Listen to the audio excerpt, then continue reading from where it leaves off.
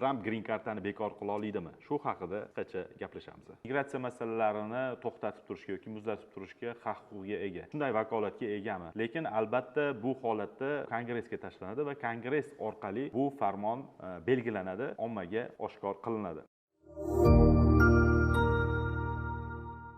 Assalomu alaykum hurmatli obunachilar. Grant Vizani YouTube kanaliga xush kelibsizlar va men Bahodir Abdullayev. Bugun Tramp green kartani bekor qila oladimi? Shu haqida qisqacha gaplashamiz. Donald Tramp green kartani bekor qilishi mumkinmi? Ya'ni o'zi Donald Tramp shunday vakolatga egami? Donald Tramp prezident sifatida ma'lum bir qarorlarni chiqarishga, migratsiya masalalarini to'xtatib turishga yoki muzlatib turishga haq-huquqqa ega. Lekin albatta bu holatda qanaqa bo'ladiki, ya'ni Donald Tramp biron bir muhim qarorni qabul qilishdan oldin bu Kongressga tashlanadi va Kongress orqali bu narsa tasdiqini topgandan so'nggina bu farmon belgilanadi va ommaga oshkor qilinadi. Shu orqaligina Kongress ruxsat berganidan so'nggina bu qaror yuzaga chiqishi mumkin va ijrosi amalga oshishi mumkin. Yana shuni ta'kidlab o'tishim mumkinki, Donald Tramp prezidentlik davridayoq, kelgan davridayoq green kartani yo'q qilmoqchi bo'ldi, bir necha marta harakat ham qildi, lekin Kongress bunga qarshi chiqqanligi uchun, Kongressning ovozi ko'p ovoz berilganligi uchun, ya'ni green kartani bekor bo'lmasligi uchun Kongress taraf yutib chiqdi va Donald Trampning qarori bekor qilindi. Donald Tramp 2020-yilda COVID-19 pandemiyasi davrida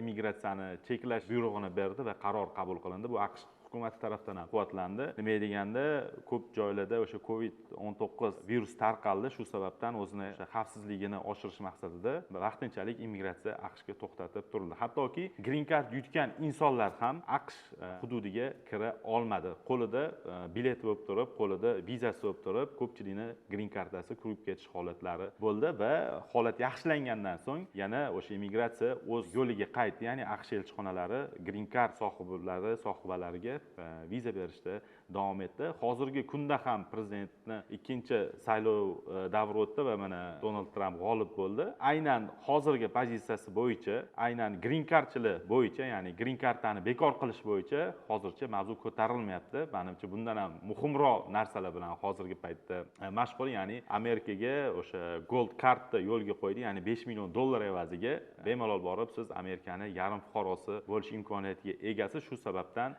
green kartani bemalol o'ynasanglar bo'ladi, chunki hozirgi Trampning qo'yayotgan pozitsiyasi green card bekor qilishga emas, qaytanga qonuniy muhojirlarni o'zini yurtiga taklif qilishdan iborat bo'lyapti. Ma'lumotlar sizlarga yoqgan bo'lsa, layklar bilan qo'llab-quvvatlab qo'yasizlar. Agar keyingi videolarimizni o'tkazib yubormaslik uchun kanalimizga obuna bo'lib qolasizlar.